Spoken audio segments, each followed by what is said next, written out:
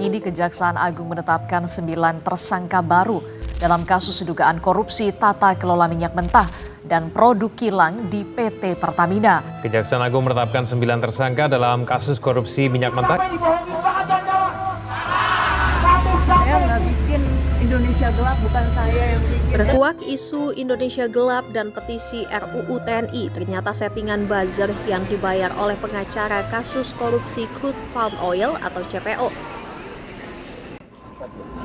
Sumpah Sar, lu liat deh, Mas Kagem sekarang udah pakai kerudung, Masya Allah banget ya.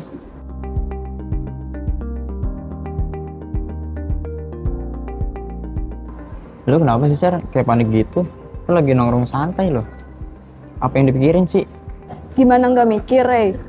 Lihat deh di Twitter, lagi banyak banget kasus korupsi yang makin hari makin gak masuk akal. Lihat angkanya aja bikin kepala pusing. Terus pas tadi gua ngeliat Twitter lagi, isinya cuma saling sikut, saling serang, sama asumsi gak jelas. Rasanya pengen gua tampol. Santai aja kali Sar, itu kan udah jadi rahasia umum. Kenapa mesti pusing sih? Toh lagian juga kita kan nggak bisa ngapa-ngapain. Udah, santai aja. Lagian suara kita kan cuma setitik. Biarin aja mereka yang di atas ngurus. Udah, demokrasi kan itu urusan DPR, urusan pemerintah. Kita mah sebagai rakyat tinggal ngikutin aja. Justru itu, Rey. Kalau semua orang pikirannya kayak lo begini, itu malah bahaya. Kita kan udah diajarin soal kewarganegaraan. Dan itu jelas banget kalau demokrasi itu cuma bisa jalan kalau warga negaranya paham aturan dan ikut berpartisipasi. Kalau kita semua mikirnya kayak lo, ya udah, negara ini mau dibawa kemana? Kita jadi penonton pasif aja. Ya habis gimana lagi dong? Gue juga udah capek denger berita yang isinya bikin darah tinggi. Apalagi di Twitter. Orang-orang dikit-dikit bikin framing, asal jeplak, nggak peduli fakta. Kadang gue juga nggak ngerti, ini orang-orang beneran paham gak sih? Atau cuma ikut-ikutan biar viral aja? Susah banget nyari informasi yang bener-bener netral. Nah, itu dia masalahnya. Kita nih sebagai Gen Z emang gampang banget nyari info di sosmed. Tapi kita tuh banyak juga yang nggak mau repot-repot buat ngecek apakah informasi ini benar atau cuman hoax. Kita tuh kebanjiran info, tapi filternya itu buram. Padahal pendidikan kewarganegaraan itu penting biar kita mampu berpikir kritis, berdialog sehat, dan ikut membangun masa depan. Bukan cuma jadi objek yang dicekoki informasi. Ini bahaya loh, bisa bikin Indonesia bubar kalau orang-orangnya gampang banget terprovokasi.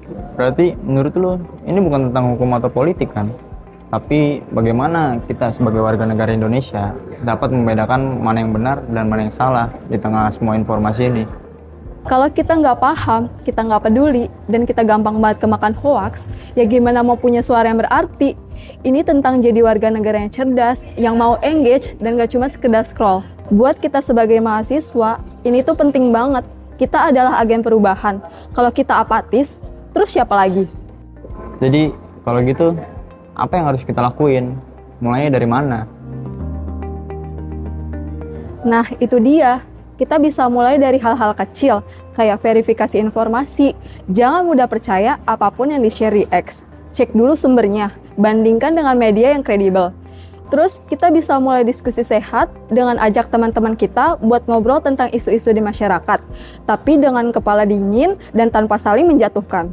Jadi intinya, demokrasi itu bukan sesuatu yang diwariskan kan, tapi harus dijaga dan diperjuangkan oleh setiap generasi. Bener gak? Nah, itu dia kesimpulannya, Rey. Ini bukan cuma pemerintahan mereka, tapi kita juga harus ikut berpartisipasi. Dari sini semuanya tergantung pada kita.